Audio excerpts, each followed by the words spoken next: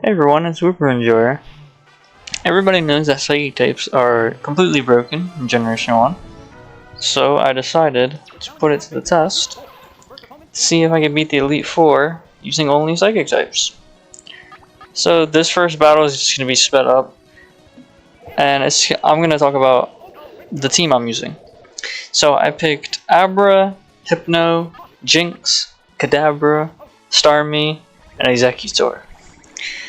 Abra has Psychic, which is, obviously Psychic. I didn't pick Alakazam here because Alakazam only has Confusion. It got like the worst moveset of the three, because it's the strongest. So I grabbed Abra because of Psychic. That's pretty much it. I had Mr. Mime originally, but after realizing counter doesn't work on Sky Attack, I switched out Mr. Mime for Hypno. Hypno is just here for Hypnosis and Dream Eater, which isn't really reliable, but putting a Pokemon to sleep in Gen 1 is super strong. So being able to just have like one Pokemon to sleep is super good. Next Pokemon is Jinx. I think Jinx is probably my favorite rental, honestly. His moveset's really good. She has such a good moveset. Ice Punch is very reliable. Psychic, huge damage, crazy. Lovely Kiss is pretty good as well. Like I said, putting a Pokemon to sleep is just huge. It's game changing. Then I have Kadabra. Kadabra's moveset is also really good. Side Beam, just a weaker Psychic, but Thunder Wave, Seismic Toss, and Recover, pretty good for cheesing with Paralysis, and then guaranteed damage on Seismic Toss is huge. 50 damage is really good, and it's good into matchups against other Psychic types, or into like normal types like Clefable. This Pokemon with really high HP, it's pretty good into. Then I have Starmie. Starmie doesn't have a Psychic type move, but it doesn't really need one, because I have all the other Pokemon that do. Instead it has Bubble Beam, Thunder, and Tri-Attack. Bubble Beam isn't that strong, but it is just guaranteed chip damage, so that's pretty good, and it can lower speed, so it's not bad. Thunder is really good here.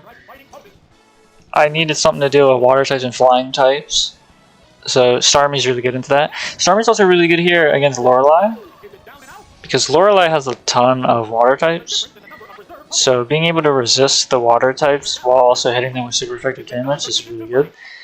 And then Tri-Attack's just, it's just there really. I don't really use Tri-Attack. It's physical in this gen, and if a Pokemon's low HP and I need to just guarantee a knockout, I'll just use Bubble Beam, unless it's a water type. And then I have Exeggutor. Exeggutor is here for just Mega Drain. Leech Seed isn't really all that. It doesn't really do much. Hypnosis is decent. Anyways, onto the actual thing. Next up is Bruno. And Bruno, for this run, brought all his Rock and Ground types. So my Jinx lead doesn't really do much. And I swap directly into Exeggutor, and I just click Mega Drain one time or 3 times, and I just one-shot everything. It was extremely easy. I got pretty lucky here in this fight. I mean, this fight is easy regardless. Like, Bruno stands no real chance. Then we have Agatha, who's supposed to be a Ghost type Elite Four member, but silly Generation 1 only has one Ghost type line, so she has all Poison types. I lead off with Abra just for the fun of it. 2 Psychics are going to take down Venusaur. I tried to use Toxic, but it misses. Psychic here almost knocks out Muck in one hit, which is honestly kind of surprising. But sadly it didn't, and one Sludge is going to knock out Abra, because Abra's physical defense is non-existent, but that's okay, because that just means Kadabra can come in, use a Side Beam, clean up the Muck, and then Haunter's last. Side Beam is going to do big damage here. It's a 2-hit KO, but I get put to sleep. So I just swap into Jinx, and I avoid the Dream Eater, land the Psychic, and that's Agatha done. So far, those two have been the easiest.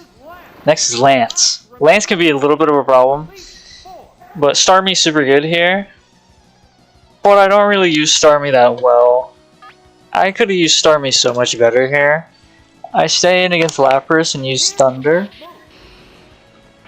And Thunder does huge damage here. But I got a little bit unlucky because this Lapras knows Thunderbolt. And its Thunderbolt's actually 2-hit KO Starmie, while my Thunders do not 2-hit KO. And I leave Lapras on 5 HP, which is very sad. So, very crucial member down, unfortunately, but we trade water types. Speaking of water types, next is Gyarados. If I had Starmie, Thunder would have went crazy, but I got really unlucky there. I sort of stopped paying attention here, and I hit a really big crit, and I figured it was a 2-hit, even though I knew it wouldn't be a 2-hit. I kind of just didn't look, and then I looked back and realized, oh, I hit a crit. This isn't gonna be enough. No Confuse or crit either. So Kadabra goes down to a Body Slam. So I'm down to a 1v2. Ice Punch is enough to take down Gyarados, which is huge. And luckily for me, the last one is Dragonair. If it was Charizard, it was over. Ice Punch is a 2-hit KO here. And the Dragonair goes for Thunder Wave. This is where the cheese begins. Because now I get to experience Generation 1 Wrap. I've sped this up like crazy because I am stuck here, unable to move, for about 2 minutes. 2 minutes of Generation 1 Wrap, not letting me play the game. That is until he misses. He misses the wrap. I don't get paralyzed, thankfully, and a Psychic will take down this Dragonair. The cheese is crazy. Like, the cheesy strat is just insane. Elite Four down. And last is Gary. And I lead off with Starmie, as usual.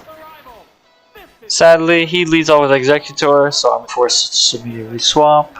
So I swap into Jinx. And he starts charging Solar Beam. I go for Lovely Kiss here. And I land the Lovely Kiss, which is really good. Except, what isn't good is that Executor wakes up on the first turn. He immediately wakes up. Now, I misplay here and I go for Ice Punch. I should have went for another Lovely Kiss, because despite him using a 2-turn move and being put to sleep, his move is still going to go off the next turn. So I should have put him back to sleep. This was just unnecessary damage, and just put my run at risk. Ice Punch isn't enough, no freeze. Surprisingly, no freezes this run. No crits either. I did a test run where I got about 4 or 5 crits on Jinx super early. No double-edged recoil damage either because it's got the KO with it, but a Kadabra switch in with Seismic Toss is going to do enough. Next is Clefable. And Clefable is a very big threat here because Kadabra can't really 2-hit KO. Psybeam's going to do decent damage, but without the help of crits or confusion, I can't really take this thing down. It also uses Double Edge, which just does insane damage to me. Sadly, like, the Aberline just can't tank hits, which they make up for it with how powerful they are. I get another Psybeam off, and it's not enough. Sadly not enough. Thunderbolt comes out, and that's gonna take down my Kadabra. So I am left to Starmie. 1v2. Sorry, 1v2. Bubble Beam isn't enough, and I get hit by a Thunderbolt. This is gonna leave me half, and thankfully no paralysis. If it got paralyzed here, it probably would have been over. Bubble Beam takes it down, and the last Pokemon is Ninetales. which is perfect. I got really lucky during this. Bubble Beam comes out. This is a 2-hit KO. Unnecessary speed drop, no problem. Here's the body slam. And no paralysis and no crit.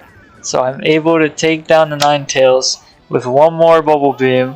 And I beat the Elite Four and Gary using only Psychic types. I figured this would be possible.